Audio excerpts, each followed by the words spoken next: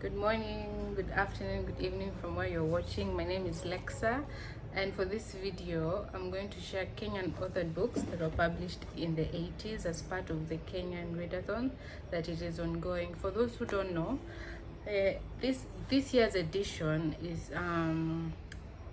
has been set for readers to reflect and read books by decade. So it started in April, where we're reading Kenyan books that were published in the 60s. So that includes the first books that were published in English in East Africa, and there were about 5 books, or I'd say 4 authors. And then so we read during that month. We read Ngugi wa Thiong'o, we read Grace Ogot, we read Charity Washioma and Rebecca Njau, and of course those are the authors on record. There may be some other authors that I do not know about from that decade, which I'm aiming to know. I will know by time and of course share with you. But those on record are just Ngugi wa Thiong'o, Grace Ogot, Charity Washioma, Rebecca Njau. So in the 60s, that was that, and then in the 70s, that was in May, just the other month, we were focusing on books that were published in the 70s. And if you've sat around me and listened to my talks, I talk lots and lots about the 70s because it was a very vibrant decade in the Kenyan literary scene. Right, there were many writers uprising and writing, and they produced literature that are still relevant till date. So 70s, there are so many writers. You can compare that decade to the now decade, where Kenyans are really writing and producing works, but their books were more essential from the 70s. So the main purpose for this readathon is you read as much as you can, when you can, and share your reading progress with others. You don't have to read 100 books, you just have to educate yourself about this author, what happened in this decade, what was so significant that Kenyans were writing so much about, or what kind of books were selling, how was the publishing scene, this and that, just the politics in writing and in the Kenyan literature scene in general.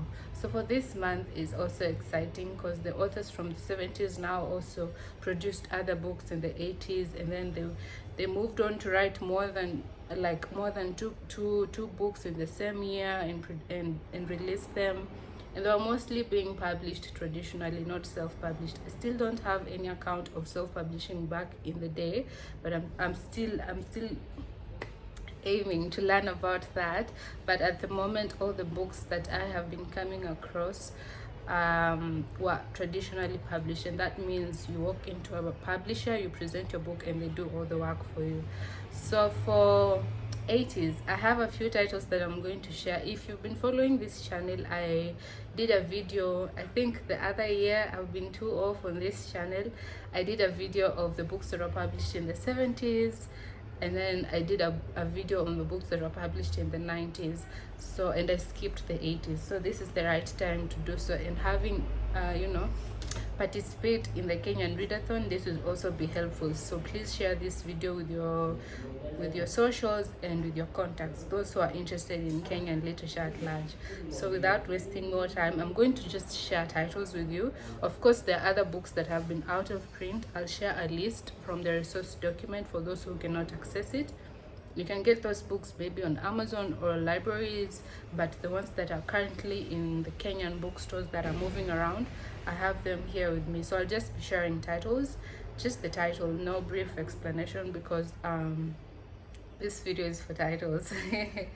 All right, so I won't go by order. I'll just share a book. I'll just share random. Of course, I have non-fiction, I have poetry and short stories, I have a book written in a local language, I have a play, and I have fiction, and also a sequel. So I'll start with non-fiction. So that same year, that decade, in 1981, Ngugi wa Thiong'o released 2 non-fiction works, and the first one is Decolonizing the Mind, which is a very popular book that has been read as a set text in university. I studied this in my 4th year literature class, Decolonizing the Mind. More of the debate on language, what languages should Africans write in, and all that. And then The other book is Writers in Politics, again published in the same year, 1981. So all these are available. All these are available in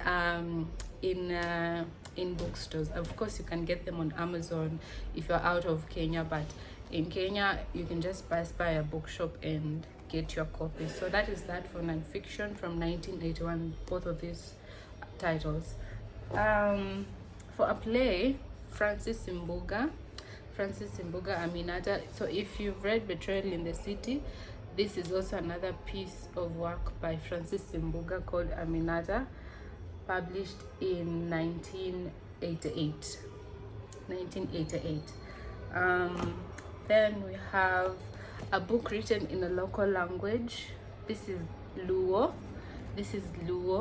A community from the Nyanza region in Kenya, and the title translates to the first woman. Yeah, I don't. When it's the first woman, and it is, yeah, first woman. I don't want to butcher the pronunciation. Mimi. Miaha.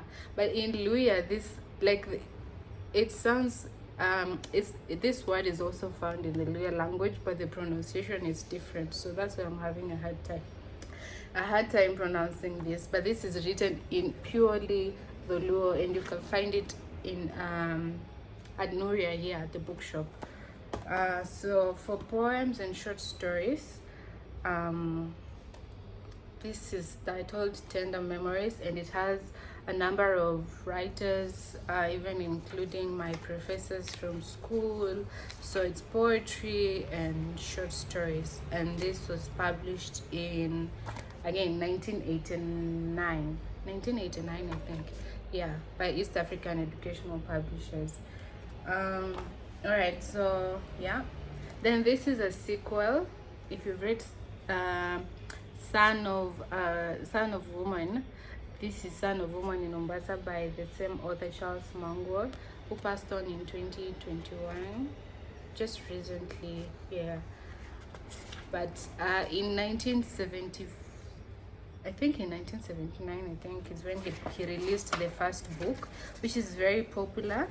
It's a very popular book, so I don't hear so many people talking about Son of Woman in Mombasa. So if you've read Son of Woman, please make sure to read on the sequel to the story. So that is that with the sequel. It's also fiction. This is fiction. So, and then other fiction, 2 books by the same author, My Life in Crime and My Life with a Criminal by the famous John Kiriamiti. Again, published in 1989, My Life in Crime, 1989, and My Life with a Criminal, again, 1989. Yeah, and then lastly,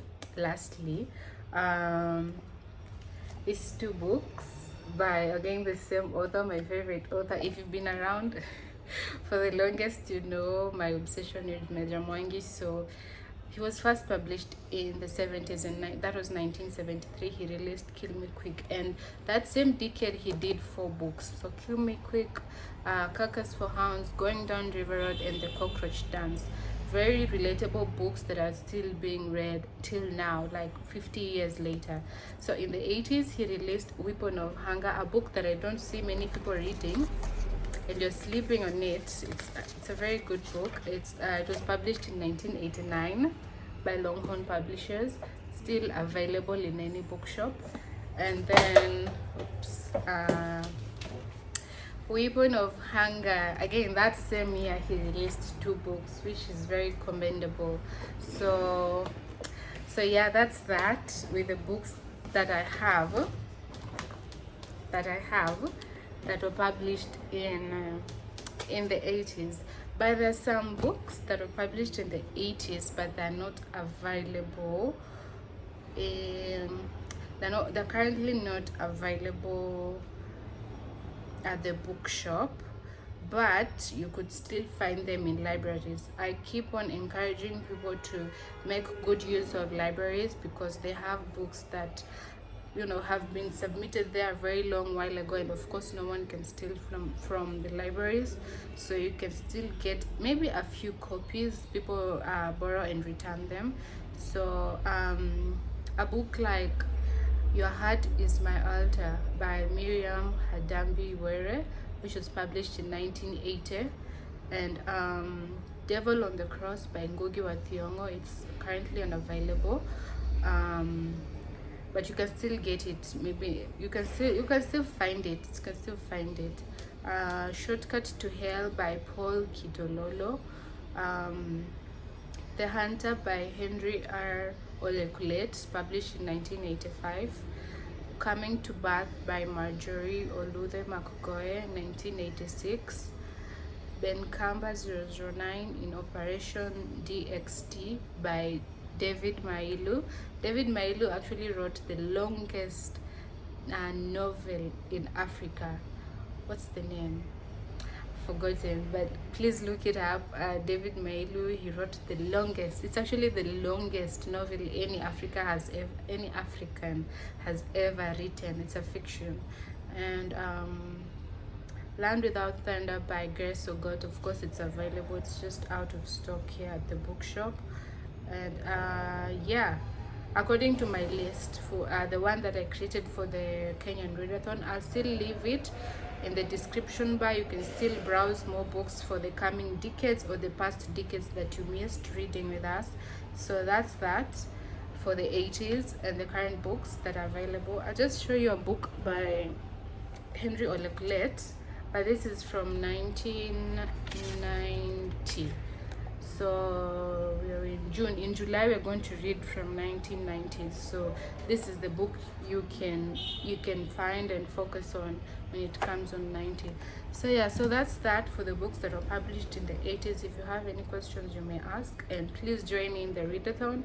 Read as much as you can, share your reading progress, use the hashtag Kenyan Readathon, repost, post, tag us, whatever, and of course follow conversations, attend book events.